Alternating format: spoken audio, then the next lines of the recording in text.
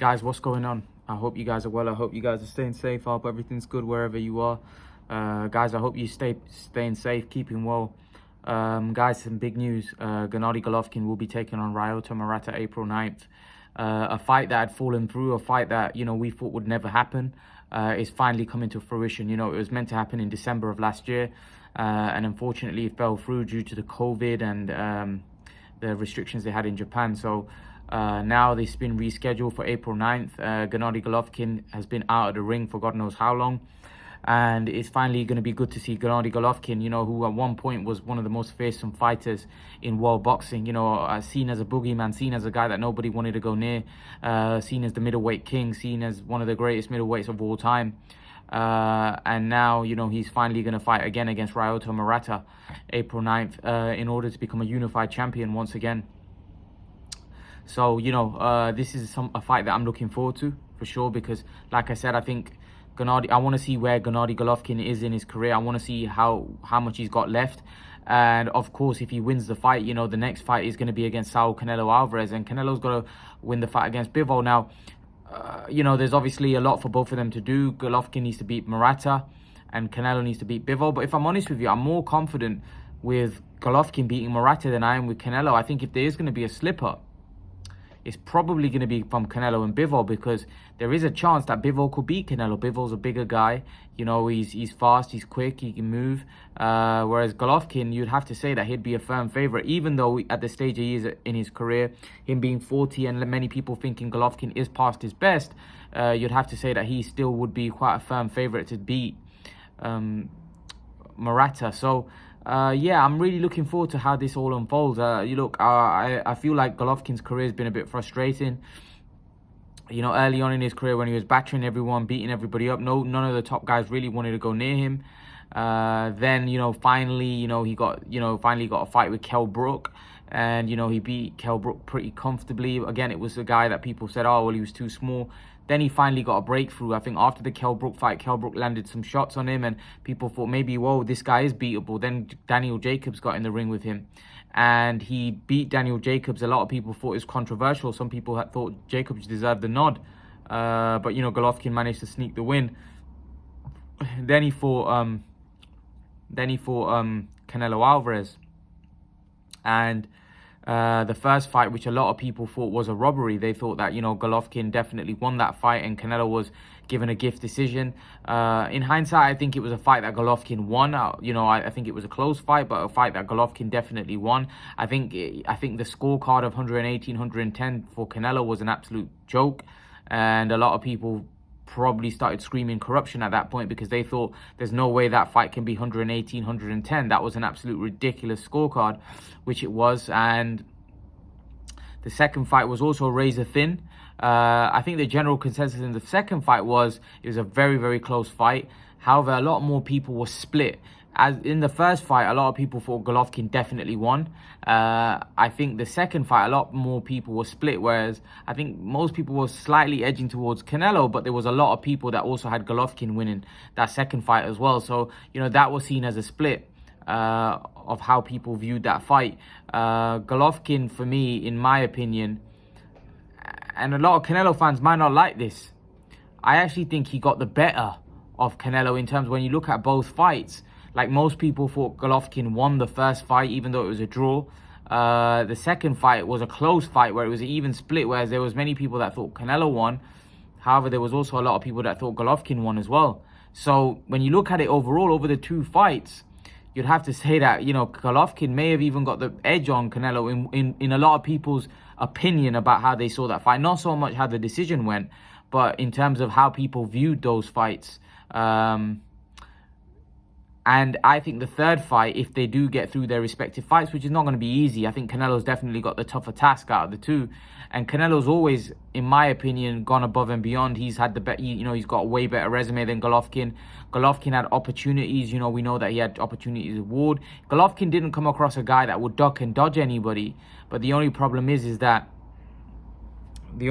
for me is that Golovkin really lacks, if you look at his resume, it really lacks the depth. And when you think about some of his his resume, yeah, although people say that maybe he deserved to win against Canelo, some people say, well, on the other hand, you didn't deserve to win against Jacobs. So when you look at his resume, apart from Jacobs and Canelo, it's hard to find many top tier fighters that, Golovkin really fought. If we're honest, he never really fought those top tier guys that were any risk, or, when you look from a legacy point, he didn't really have the dance partners.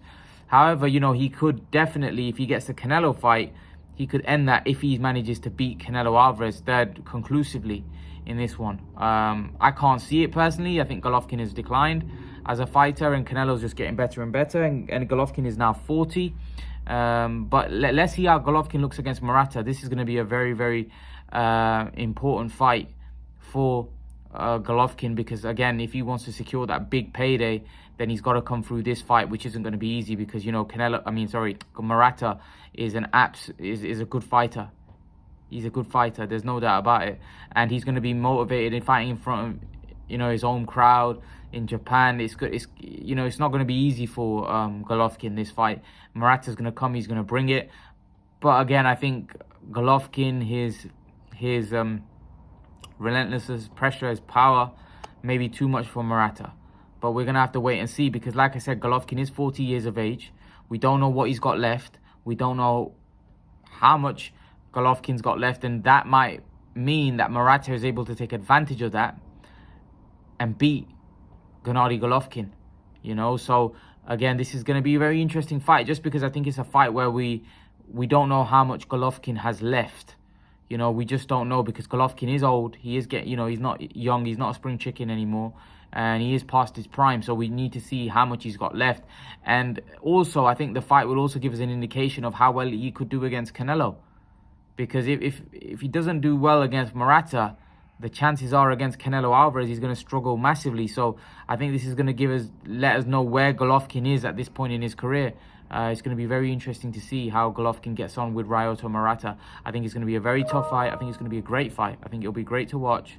We'll have to wait and see how it goes on.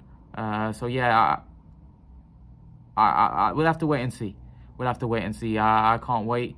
And yeah, I'm looking forward to it. I'm looking forward to seeing Gennady Golovkin take on Ryota Murata. So yeah, I'm looking forward to it. I'm definitely looking forward to it. So yeah, we'll have to wait and see. We'll have to wait and see how this all plays out. The other thing I wanted to talk about briefly is Benn and Brook.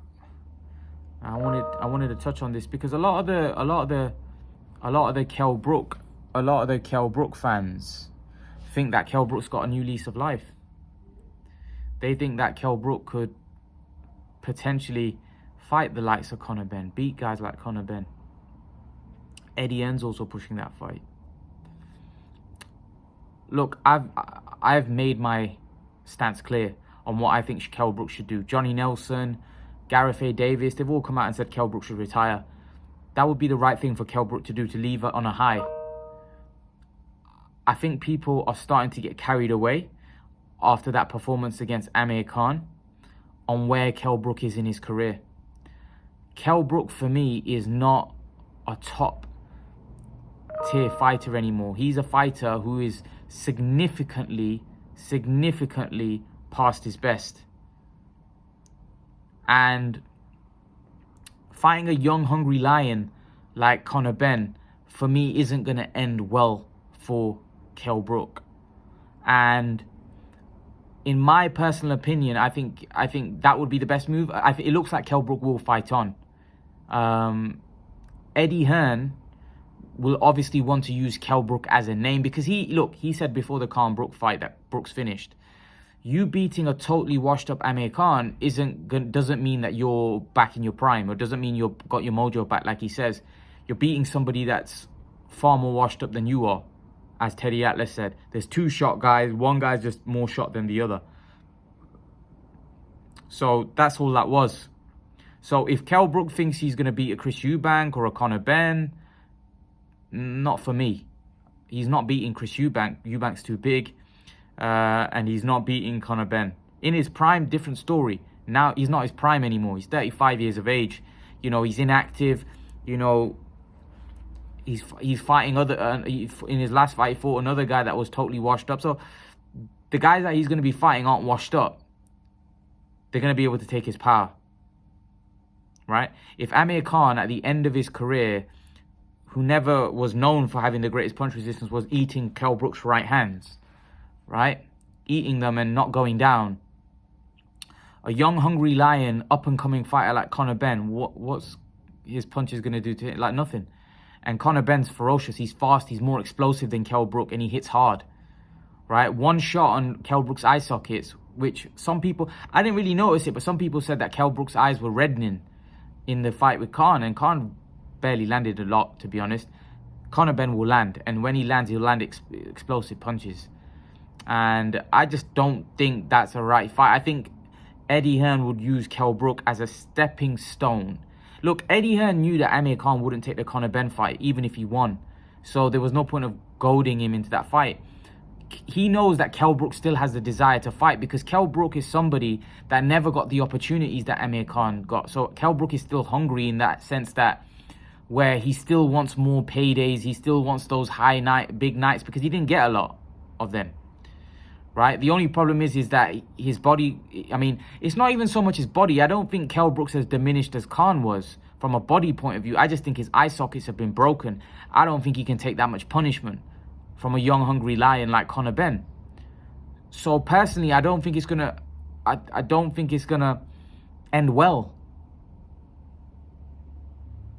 I don't think it's gonna end well for Kell Brook. I think the same thing he did to Amir Khan will happen to him if he fights one of those two guys, because they'll get him.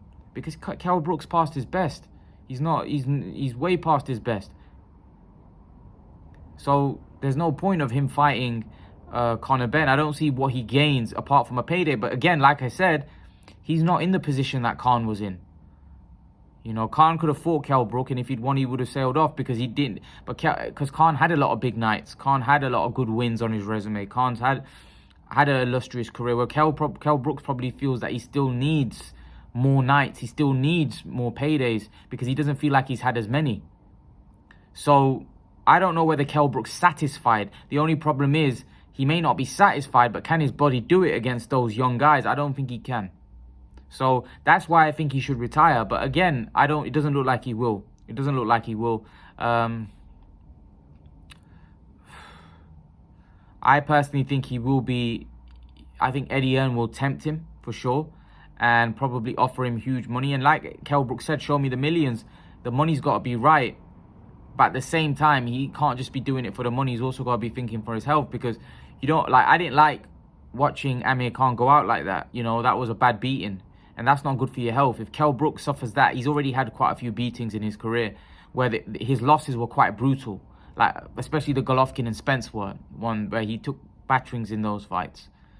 And then the Crawford fight wasn't really a battering. It was one punch and it was over. But, you know, you don't want to end up getting beat up by someone like Conor Benn, you know, who's not a top, you know, he's not a top pound for pound, or he's not a top tier, you know what I mean? And you at the back end of your career get beat up, you know, it's just, I just don't think it's needed. I don't think he beats Conor Benn. I don't think he beats Chris Eubank.